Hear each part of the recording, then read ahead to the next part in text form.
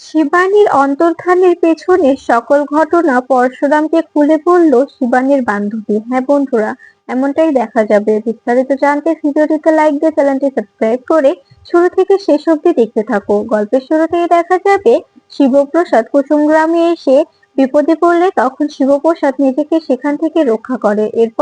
এরপরে দেখা যায় শিবানীর বান্ধবী শিবপ্রসাদকে সবকিছু বলতে থাকে। ঠিক তখনই শিবপ্রসাদের ওপর আবার নতুন করে একটি হামলা হয়। তখন তখন লোকগুলো শিবপ্রসাদকে মারতে চলে আসে। তখন দেখা যায় শিবানীর বান্ধবী একটি একটি ছেলের পালার পিছনে লুকিয়ে পড়ে। তখন শিবপ্রসাদ বলতে থাকে, আপনি একদম ভয় পাবেন না, আপনি এখানেই লুকিয়ে থাকুন, আপনাকে যাতে ওরা দেখতে না পায়, আমি আমি ব্যাপারটা হ্যান্ডেল করছি। এরপরে দেখা যায় মেয়েটা সেখানে লুকিয়ে থেকে সবকিছু দেখতে থাকে। আর এদিকে লোকগুলোর সঙ্গে ফাইট করতে থাকে শিবপ্রসাদ সবার সঙ্গে মারামারি করতে থাকে আর বলতে থাকে, তোরা তোরা অনেক কিছু করেছিস, অনেক অনেক অনেক রহস্য লুকিয়ে রেখেছিস সেখানে। শিবানী কোথায়? তোরা তোরা অবশ্যই জানিস, তার কারণেই তোরা এভাবে আমাকে মারতে এসেছিস। তোরা তোরা চাচ্ছিস না যে শিবানীকে কেউ খুঁজুক। আচ্ছা বলতো, শিবানী কি জীবিত আছে? তখন লোকগুলো কোনো কথা না বলে শুধু শুধু শিবপ্রসাদকে মারার জন্য বারবার বারবার তেড়ে আসে। তখন শিবপ্রসাদ লোকগুলোকে মারতে থাকে আর বলতে থাকে, আমার সঙ্গে তোরা পারবি না, আমার সঙ্গে পারা তোদের কম্য নয়। কারণ কারণ আমি একজন প্রশিক্ষণপ্রাপ্ত অফিসার। আমি হচ্ছি একজন অবতার পরশুরাম। এ কথা শুনে লোকগুলো ভয় পেয়ে যায়। এরপরে শিবপ্রসাদ একে একে সবগুলোকে মারতে থাকে আর মাটিতে ফেলতে থাকে। তখন তখন লোকগুলো শিবপ্রসাদকে দেখে প্রচন্ড প্রচন্ড ভয় পেয়ে যায়। তখন তখন দেখা যায় শিবপ্রসাদ বলতে থাকে, তোরা তোরা জানিস না আমি কে, আমার আমার পাওয়ার কতটুকু, তার কারণে তোরা তোরা আমাকে এখানে মারতে এসেছিস। এদিকে দেখা যায় ভয় পেয়ে শিবানীর বান্ধবী সেখান থেকে পালিয়ে যায় আর বলতে থাকে, আমি পরে এসে ওই দাদাকে সবটা খুলে বলবো। এখন এখন এখানে থাকাটা আমার জন্য সেফ হবে না। ওরা যদি আমাকে দেখে ফেলে তবে ওরা আমাকে মেরে ফেলবে। এমনিতেই ওরা আমাকে মারার জন্য উঠে পড়ে লেগেছে। আর এখন যদি আমি আরো কিছু করি তবে ওরা অবশ্যই অবশ্যই আমাকে মেরে ফেলবে। ঠিক তখনই দেখা যায় গুন্ডাগুলো পালিয়ে গেলে তটিনী শিবপ্রসাদকে ফোন করে। তখন শিবপ্রসাদ বলতে থাকে, তটিনী, তোমার ধারণাই ঠিক, তোমার ধারণাই একদম ঠিক। আমার আমার বোন শিবানী, এই শিবানী একই। আর আমি আমি ওকে ওকে ওর কথা একটা মেয়ের কাছ থেকে শুনতে চেয়ে লাগতেছিলাম। ঠিক তখনই দেখা যায় কিছু গুন্ডা এসে আমার উপর অ্যাটাক করে। তবে তখন আমি মেয়েটাকে বলেছিলাম, তুমি এখানে লুকিয়ে থাকো, আমি ওদেরকে মেরে তোমার সঙ্গে কথা বলবো। কিন্তু মেয়েটা হয়তো বা ভয় পেয়ে সেখান থেকে পালিয়ে গেছে। তখন তটিনী বলতে থাকে, তুমি একদম ভয় পাবে না, আমি এক্ষুনি আসছি। এই বলে ফোন কেটে দিলে তখন তখন শিবপ্রসাদ শিবানীর ছবি নিয়ে বসে থাকে আর শিবানীকে দেখতে থাকে আর বলতে থাকে, বোন, এত বছর পরে আমি তোকে খুঁজে পেয়েছি, কিন্তু তুই কোথায়? আজকে আমি তোর ঠিকানা খুঁজে পেলাম, কিন্তু আমি তোকে এখনো খুঁজে পাইনি। তুই কি তুই কি সত্যি নিখোঁজ হয়ে গেছিস? তুই কি সত্যি সত্যি মরে গেছিস, নাকি নাকি তোকে কেউ কোনো জায়গায় আটকে রেখেছে? তোর অন্তর্ধানের পেছনে কোনো রহস্য আছে, অবশ্যই রহস্য আছে। তা না হলে তো আর এভাবে এভাবে প্রতিবার আমাকে আমাকে আটকানোর চেষ্টা করা হতো না, তাই না? এদিকে দেখা যায় মেয়েটা বলতে থাকে, আমাকে আমাকে যে করেই হোক শিবানীর সকল ঘটনা ওই লোকটাকে বলতে হবে। তা না হলে শিবানীকে আমি রক্ষা করতে পারবো না। আমি জানি শিবানী এখনো বেঁচে আছে, ওকে ওকে এখনো আটকে রাখা হয়েছে। আমি চাই শিবানী ওখান থেকে মুক্ত হয়ে ফিরে আসুক। শিবানী আমার বান্ধবী, আমি ওকে কিছুতে এতটা কষ্ট পেতে দেব না। মেয়েটা অনেক কষ্ট পেয়েছে, আর নয় এতটা কষ্ট মেয়েটা কি করে সহ্য করছে আমি জানি না। এরপরে দেখা যায় শিবপ্রসাদ সে বাড়ি থেকে বেরিয়ে যায় আর বলতে থাকে, আমাকে যে করেই হোক শিবানীকে খুঁজে বের করতে হবে। ও কি সত্যি সত্যি মরে গেছে? যদি মরে যেত তবে এরা কেন ভয় পেত, কেনই বা খুঁজতে বারণ করতো? আমার বিশ্বাস শিবানী এখনো বেঁচে আছে, আমার বোন এখনো বেঁচে আছে। আমাকে যে করে হোক শিবানীকে খুঁজে বের করতে হবে। এদিকে দেখা যায় নন্দিনী বারবার বারবার দীপালিকে টর্চার করতে থাকে আর বলতে থাকে, তুমি তটিনীকে ফোন করবে আর তটিনীকে ফোন করে বলবে যে ও যেন বিজিতকে ছেড়ে দেয়, ওরা যেন বিজিতকে একেবারে বেকসুর খালাস করে দেয়। তা না হলে কিন্তু ব্যাপারটা অনেকদিন অব্দি গড়িয়ে যাবে, ব্যাপারটা অনেক খারাপ হয়ে যাবে।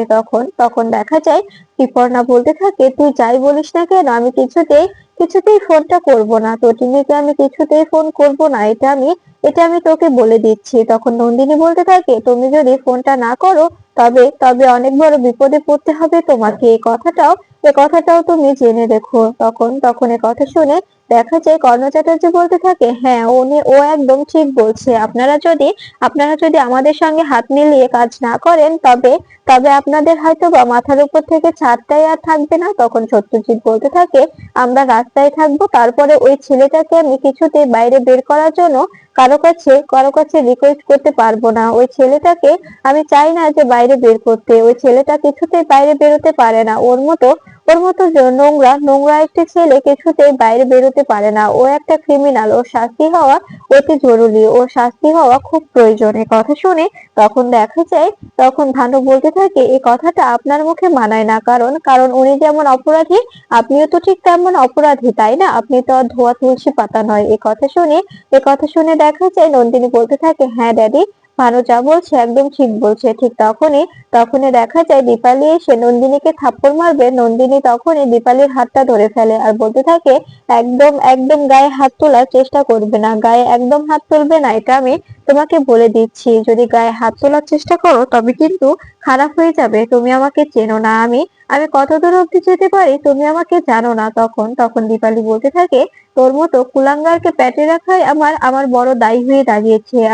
আমি যদি জানতাম যে তুই এত বড় একটা কুলাঙ্গারে তৈরি হবি, তবে আমি তোকে কখনোই পেটে ধরতাম না। তুই কি করে নিজের বোনের সঙ্গে এভাবে বেইমানি করতে পারিস? এখন তোর বাবাকে তুই এভাবে কথা শোনাচ্ছিস, আর এখন আমার হাত ধরেছিস? তোর এত বড় সাহস! তখন নন্দিনী বলতে থাকে, আমার কাছে আসার একদম চেষ্টা করবে না। তুমি আমাকে জন্ম দিয়েছো, তার জন্য আমি তোমার কাছে কৃতজ্ঞ। এর বেশি আর কিছুই নয়।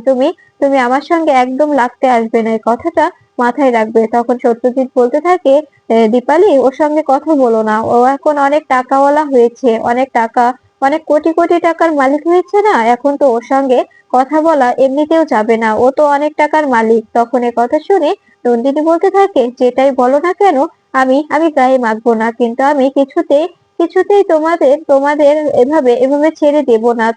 তোমাদের দুজনকে দিয়ে আমি বিজিতকে বের করব। আর আমি তোমাকে বলছি যে যে করেই হোক আমি বিজিতকে ওখান থেকে বের করব। আর তোমার মেয়েকেও আমি বুঝিয়ে দেব। তখন দেখা যায় সত্যজিৎ বলতে থাকে, অ্যাডভোকেট নন্দিনী মুখার্জি, আপনি তো বলেছিলেন আপনি আর কখনোই কালো কোটটা গায়ে দেবেন না। তবে এখন এত বড় ভাষণ কি করে দিচ্ছেন? তবে কি নন্দিনী মুখার্জির কথার কোনো দাম নেই? নন্দিনী মুখার্জির মুখের কোনো গ্যারান্টি নেই? এ কথা শুনে নন্দিনী বলতে থাকে, তুমি কিন্তু বাড়াবাড়ি করছো ড্যাডি। তুমি একদম বাড়াবাড়ি করবে না। আমি চাই না যে তুমি আমাদের মাঝখানে আসো। তুমি নিজেকে যদি যদি যেখানে দাঁড়িয়ে আছো সেখানেই দেখতে চাও, তবে আমাদের সঙ্গে হাত মিলিয়ে আমাদের কথা মতো চলো। তখন সত্যজিৎ বলতে থাকে, আমি কখনোই তোর মতো মেয়ের সঙ্গে কথা বলতে চাই না। তোকে মেয়ে বলে পরিচয় দিতে আমার ঘৃণা করে নন্দিনী। আমি তোকে আজকে এই কথাটা নিজের মুখে বললাম। তখন নন্দিনী বলতে থাকে, তোমার ঘৃণা করলেও আমার কিচ্ছু যায় আসে না। কারণ আমি এখন তোমার কথা আর কিছুতেই শুনতে চাইছি না। তখন কর্ণ চ্যাটার্জি বলতে থাকে, আপনি কেন বুঝতে পারছেন না? আপনি যদি এভাবে আমাদের সঙ্গে এরকম করে সিন ক্রিয়েট করতে থাকেন তবে আপনাকে আমরা আমরা আমাদের আমাদের টিম থেকে বের করে দিতে বাধ্য হব। তখন নন্দিনী বলতে থাকে, শোনো ড্যাডি, তুমি যদি আমাদের সঙ্গে না কোঅপারেট করো তবে কিন্তু আমার কাছে যে এভিডেন্স আছে সেগুলোর দ্বারা আমি শুধুমাত্র তোমাকে কাস্টাডিতে নিতে পারি। আমি তোমাকে জেলে পুরে দিতে পারি সারা জীবনের জন্য। জেলের গড়াদের পেছনে কিন্তু তোমাকে থাকতে হবে। তখন দেখা যায় সত্যজিৎ বলতে থাকে, তোমার মতো মেয়ের সঙ্গে থাকার থেকে আমাকে জেলের পেছনে থাকাটাই ভালো হবে। আমার জন্য জেলের পেছনে থাকাটাই পারফেক্ট হবে। তখন কর্ণ চ্যাটার্জি বলতে থাকে, আপনি কিন্তু বাড়াবাড়ি করছেন মিস্টার মুখার্জি। আপনি এখনো সময় আছে, এখনো আমাদের সঙ্গে মিলে যান। তখন সত্যজিৎ বলতে থাকে, শোন শোন নন্দিনী, তোকে নিয়ে আমি গর্ব করেছিলাম। আমি বলেছিলাম যে আমার মেয়ে একজন অ্যাডভোকেট, আমার মেয়ে আমাকে বাঁচিয়েছে। কিন্তু আমি জানতাম না যে তুই এত বড় একটা নোংরা চক্রান্তে মেতে উঠেছিস। তখন প্রাচী বলতে থাকে, শোনো জেঠুমনি, ও না নিজেকে বিক্রি করে দিয়েছে। ওর কোনো মনুষ্যত্ব বোধ নেই। ও যেটা করছে সেটা একদম ভুল করছে। ও বুঝতে পারছে না। আমি তোমাদের পাশে আছি। আমি ছোটদি ভাইয়ের পাশে আছি। তোমরা একদম একদম ছোটদি ভাইকে ফোন করবে না। কারণ কারণ আমি যা বুঝেছি বিজিত দা একদম ভালো মানুষ নয়। ও যদি ভালো মানুষ হতো তবে তবে আজকে এরকম একটা কাজ কিছুতেই করতে পারতো না। তখন তখন দেখা যায় প্রাচী আরো বলতে থাকে, আমি জানি যে বিজিত তাই সর্দি ভাইকে মারতে চেয়েছিল, তা না হলে ও এভাবে কথাগুলো বলতো না। তখন তখন সত্যজিৎ বলতে থাকে, তুই বুঝেছিস, ছোট হয়ে তুই বুঝেছিস, কিন্তু এই মেয়েটা বোঝেনি। যদিও বুঝতো তবে তবে এভাবে এভাবে কোনো কথা বলার সুযোগ পেত না, এভাবে কথা বলার সাহস পেত না। তখন ত্রিপর্ণা বলতে থাকে, শুনুন দাদা, অনেক জ্ঞান দিয়েছেন, আপনার জ্ঞান শোনার মতো স্বভাব এখন আর আমাদের নেই, শোনার মতো ইচ্ছেও আমাদের নেই। তখন আয়ুষী বলতে থাকে, প্লিজ জেঠু, এখনো সময় আছে, তুমি বিজিতকে বের করার জন্য ফোন করো। আমি চাই যে আমাদের বিয়েটা তুমি দাঁড়িয়ে থেকে দাও। তখন ত্রিপর্ণা বলতে থাকে, তুমি তোমার জেঠুর সঙ্গে এভাবে কথা বলতে পারো না আয়ুষী। আমি তোমাকে ছোটবেলা থেকে নিজের মেয়ের মতো বড় করেছি, কিন্তু আজকে তোমরা যেভাবে কথা বলছো, তোমরা তোমরা নিজেদের আসল রূপটা দেখিয়ে দিচ্ছ। তখন তখন আয়ুষী বলতে থাকে, এটা এটা আমরা যেটা করছি সেটা একদম ঠিক করছি, তোমরা যেটা করছো সেটা ঠিক করছো না। তোমরা জেনে বুঝে আমার জীবনটা ধ্বংস করে দিতে চেয়েছো। তুমি তো জানো ভালো মা, আমি কতটা ভালোবাসি বিজিতকে। তারপরেও তোমরা কেন কেন আমার সঙ্গে এমন করছো বলো? আমি জানি। তখন তখন দেখা যায় আরাধ্যা বলতে থাকে, মামুনি, মামুনি, তুমি তুমি বুঝতে পারছো না যে দিদিভাই বিজিতাকে কতটা ভালোবাসে।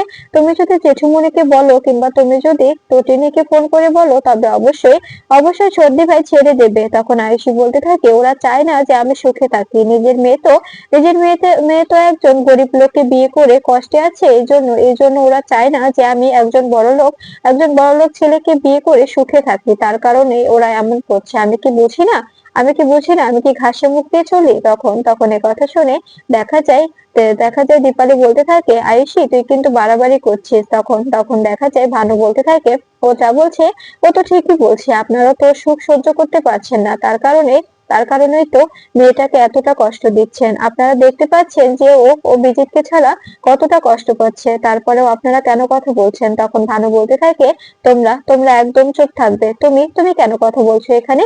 এখানে দেখতে পাচ্ছ না আমাদের পারিবারিক ভাবে কথা হচ্ছে, আমরা বড়রা কথা বলছি? তখন তখন দেখা যায় সত্যজিৎ বলতে থাকে, নন্দিনী, এখনো সময় আছে, শুধরে যা। তুই তটিনীকে এভিডেন্স গুলো সবটাই দিয়ে দে।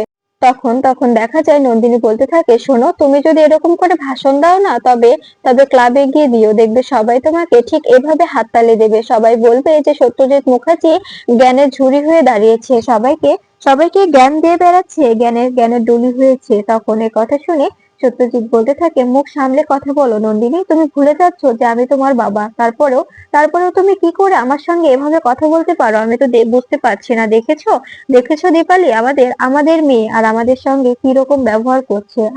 আমি রাস্তায় গিয়ে থাকবো, মরে যাব, তারপরেও আমি বিজিতকে বের করার জন্য কারো কাছে রিকোয়েস্ট করব না। তখন এ কথা শুনে ভানু ও বাবিন বলতে থাকে, তোমরা যদি না করবে, তাতে তাতে আমাদের কিচ্ছু যায় আসে না, কিন্তু এই কথাটা মাথায় রেখো, আমরা অবশ্যই অবশ্যই ভিজিটকে জেল থেকে বের করে নিয়ে আসবো। আর তুমি কি করে আটকাও সেটাও আমি দেখবো।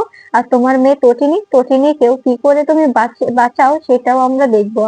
আমরা দেখবো তটিনীকে তোমরা কি করে রক্ষা করো। এবার যদি বিজিতকে বের করা হয় না, তটিনীকে একদম একদম উড়িয়ে দেওয়া হবে। যদি যদি নিজেদের উড়িয়ে দিয়ে জেল খাটতে হয়, তাও খাটবো, তারপরেও তটিনীকে আর এই পৃথিবীতে থাকতে দেব না। তখন সত্যজিৎ বলতে থাকে, তোমার লজ্জা করছে না বাবিন? আমি না তোমার জেঠুমনি হয়, তুমি আমার সঙ্গে এভাবে কথা বলছো? আর তটিনী না তোমার বোন হয়, ছোট থেকে তোমরা একসঙ্গে বড় হয়েছো, আর সেই বোনকে এভাবে কথা বলছো, তোমার লজ্জা করছে না? তখন তখন দীপালি বলতে থাকে, ওদের লজ্জা করছে না, দেখতে পাচ্ছ না ওরা যেভাবে কথা বলছে? ওদের যদি লজ্জা করতো তবে ওরা এভাবে কথা বলতে পারতো না। তখন কর্ণা চ্যাটার্জি বলতে থাকে, আপনাদের ড্রামা দেখে আমি সত্যি অবাক হয়ে যাচ্ছি। আমি বুঝতে পারছি না যে আপনারা নতুন করে কি ড্রামা তৈরি করলেন। আর মিস্টার মুখার্জি, আপনি যে এই যে গিরগিটির মতো রং পাল্টাচ্ছেন, এই রং পাল্টানোটা বন্ধ করুন। তখন তখন প্রার্থনা বলতে থাকে, সত্যি জেঠুমনি, তুমি দিন দিন গিরগিটি হয়ে যাচ্ছ, তাই তো গিরগিটির মতো রং পাল্টাচ্ছ। তুমি তো একসময় বলেছিলে যে তটিনী গাঙ্গুলি ও শিবপ্রসাদ গাঙ্গুলিকে পৃথিবী থেকে সরিয়ে দিতে, ওদেরকে শেষ করে দিতে, আর এখন আজ তুমি বলছো যে ওদের জন্য তুমি নিজের জীবনটাও দিয়ে দিতে পারো। তখন তখন দেখা যায় যে বলতে থাকে, ভীমরতি হয়েছে, বুঝতে পারছিস না? ভীমরতি হয়েছে, ওনার তো মনুষ্যত্ব বোধ জেগে উঠেছে। তখন তখন কর্ণ চ্যাটার্জি বলতে থাকে, আপনি আপনার নাতির কথা শুনে যেভাবে পাল্টি খেলেন, সেটা সেটা মোটেও ঠিক হলো না। আপনি ভুলে যাচ্ছেন আপনার হাত থেকে পাওয়ার চলে যাচ্ছে। তখন দীপালি বলতে থাকে, আমাদের কোনো পাওয়ারের প্রয়োজন নেই, তোমাদের পাওয়ারের প্রয়োজন আছে, তোমাদের পাওয়ার নিয়ে তোমরা থাকো, আমরা আমরা এই পাওয়ার চাই না, বুঝতে পেরেছো? আমাদের আমাদের কোনো পাওয়ারের দরকার নেই।